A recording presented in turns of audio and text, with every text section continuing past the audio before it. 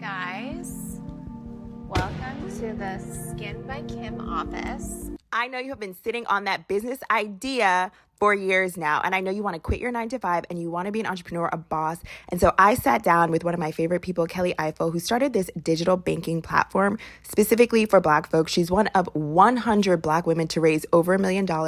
And she's talking all things entrepreneurship, what you need to know before you start your business, what you need to know if you're trying to raise capital, raise funding, all of that Kelly is going to tell you in this episode of The Glow Up. It feels so overwhelming to build a business, to build an app, etc. What is the step 1, 2, 3 that we need to take? I think, it's really easy to throw up a landing page. And that's like a really interesting way to like get some market validation for the idea that you have, right? Like, how are people reacting to the thing?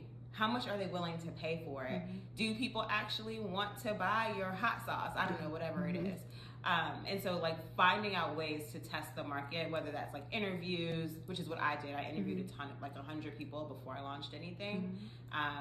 Putting up a landing page, creating a wait list, making an Instagram or a TikTok for that company or for that idea are all ways to really test the market to understand, people's willingness to pay, or their, your personal and business finances from day one, right? Like, don't accept anything on Cash App, Venmo, PayPal, or if it is Venmo or PayPal, make sure it's connected to your business bank account.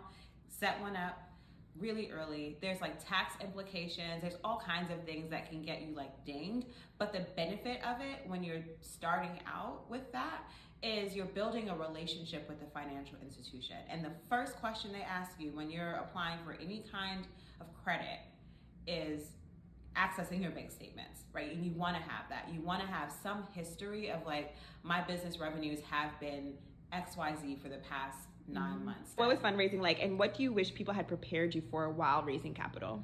I felt like I went into it pretty prepared, and it's still shitty, right? Like, we raised $2.5 million, and like, I was like one of 100 Black women to do that.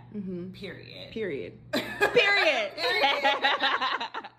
Yes. But that also meant that like constantly pitching your business, like the idea, the dream that you have, and some investor, probably a white man, telling you like, oh, that's not gonna work, that's stupid, nobody needs it, when like from the folks that you're talking to that you're building for that there is a need, that there's a market for it. It's really important to be really structured with your fundraise. So identify the funds that invest in your sector at your stage specifically, and then using your network to get the warm intro. I know we don't like to talk about it, and people are kind of starting to open up their networks, but getting an introduction to somebody is always super helpful. So